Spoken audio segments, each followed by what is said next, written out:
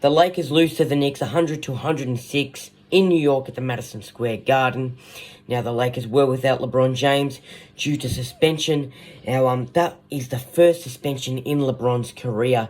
So, that's very surprising. Obviously, he picked up that suspension because of the incident with Isaiah Stewart last game. Scores at halftime for this match, 51-63. The Lakers were down by those 12 points.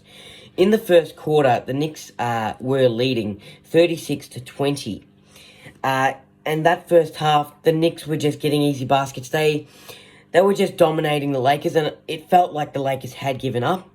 But then the Knicks blew a 25-point lead, and the Lakers tied up the game 81 apiece nearing the end of the third. The third quarter, strong quarter by the Lakers, 30-20. They outscored the Knicks. And then the Knicks held on by those 6 points. So I look at this game. What was interesting for me to see was, with 5 minutes to go in the game, the Knicks' score was 105. And, they were up by 10 points. The Lakers, reached that century mark with points, 100 points. And the Knicks only scored 1 point in that 5 minutes. So I was expecting them to actually blow the Lakers out. But, these teams are so similar. Because if they're going well, they'll let the other team back in. And then they'll come back. So at parts of this game were very interesting to see. 40 seconds left. I thought the Lakers didn't need to foul, but they did. And Julius Randle knocked one of the two from the line. That was the game. I looked at 3-pointers in this match. In that fourth quarter, the Knicks, 4 out of 6 from downtown. The Lakers, 2 out of 11, I'm pretty sure, from the 3-point arc. The whole game from downtown, 15 out of 34 for the Knicks and 11 out of 36 for the Lakers. Let's get into the player performances. Julius Randle, 16 rebounds, 5 assists, 20 points. He had 11 rebounds in the first half. A nice performance from him. Eric Fournier, 4 rebounds, 2 assists, 26 points. He had 16 points in the first half, 6 out of 9 from downtown. And Immanuel Quickly, 3 rebounds, 3 assists. He had no points in the first half.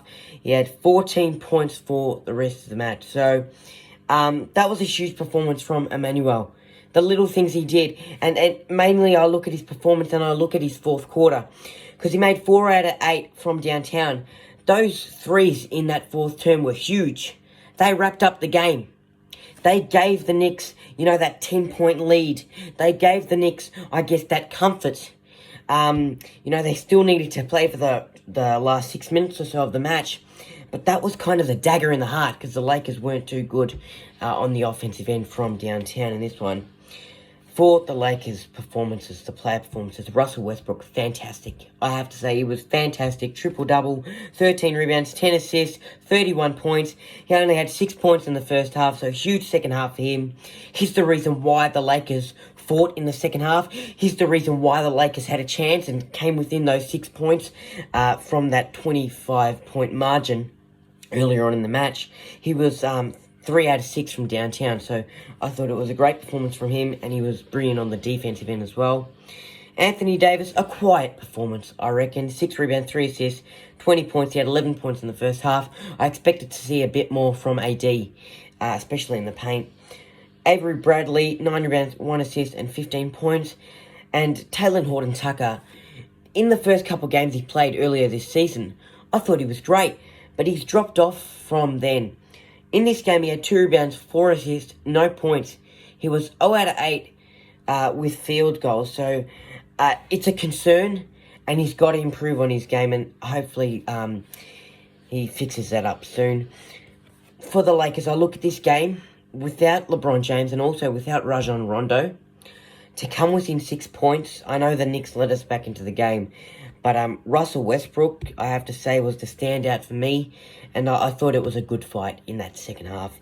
The Lakers, credit to the Knicks, because, some of their plays, their shots, they were brilliant. Immanuel Quickly, Eric Fournier from downtown was brilliant to watch. And the Madison Square Garden, well, let's face it, it was electric.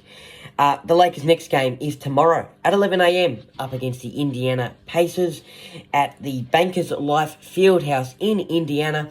Let's hope the Lakers can get back on the winners list. I'm pretty sure LeBron will be back. So, I reckon we've got a chance. Go Lakers. Right, guys, if you like that recap and you want to see more of my content, remember to hit that thumbs up, like, comment, and hit that red button down there that says subscribe. Much appreciated. For more content, follow me on my Facebook page and also my Instagram page.